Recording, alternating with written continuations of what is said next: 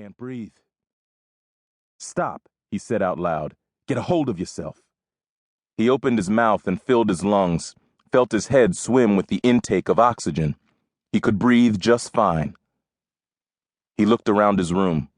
His officer's saber, never drawn, hung over the nightstand. The television screen reflected the moonlight.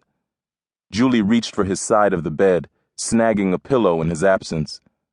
Harvey, their fat, ancient beagle, lay beside their bed.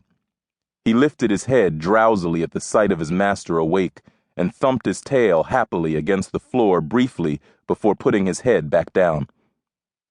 Everything was as it should be, but the drowning feeling didn't subside. This is ridiculous, he thought. You don't need to be awake for another 2 hours. Normal behavior would be to go back to sleep.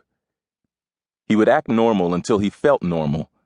He took a step toward the bed and banged his shin hard against it. He swore. Harvey chuffed, and Julie came awake with a start. "Oh, Bunny, I'm sorry," he said.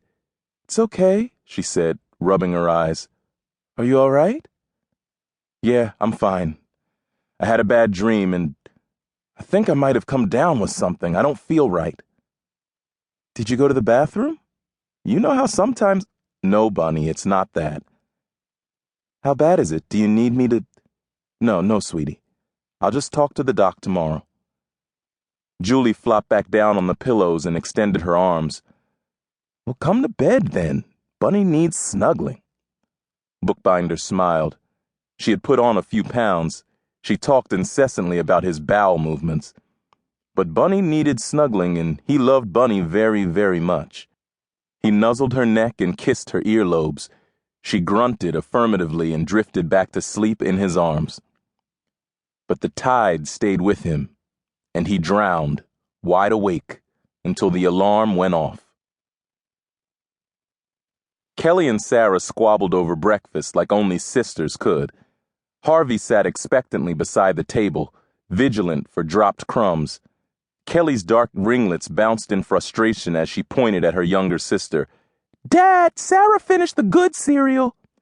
Bookbinder stared at the paper, not reading it, consumed by the current roaring through him. "Don't bother your father, Kel," Julie said, putting another cereal box down in front of her. "He's got a busy day ahead of him." "I don't want shredded wheat," Kelly groused.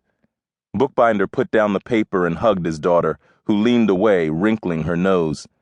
"Shredded wheat loves you, and so do I," he said. "And I promise to pick up more of the cereal you like on the way home." The drive to work rankled, the drowning feeling making the traffic more unbearable than usual. Even with his privileged spot, it was a long walk across the Pentagon's north parking lot. He fell in with other soldiers making their way toward the entrance. With only generals outranking him, his arm was tired from returning salutes by the time he'd gone 20 feet. He navigated the maze of hallways, rife with historical displays lauding heroes. The Army's sole criteria for heroism was time spent behind a trigger. He couldn't remember the last time he'd shot a gun, and they didn't give Purple Hearts for paper cuts. He stopped by the building's central gazebo, squatting amid a swath of green in the midst of the concrete maze. The cafeteria inside buzzed with uniformed personnel, sharp-suited civil servants, and contractors. Bookbinder stood on line for his morning coffee, then fought his way out of the crowded entrance.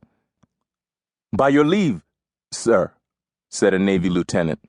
He hesitated at that last word, his eyes searching Bookbinder's chest for something he could respect.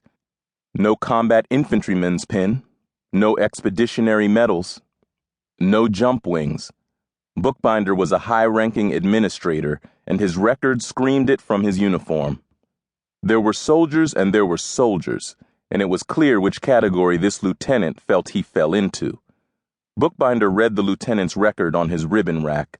Surface warfare qualified, Horn of Africa campaign medal. But he was still just a company-grade officer, and he owed Bookbinder respect. This he rendered as coolly as possible, the salute cracking so sharply that his hand vibrated. Bookbinder made his way to his office and pushed through the doorway reading Army Material Command on the Pentagon's E-ring.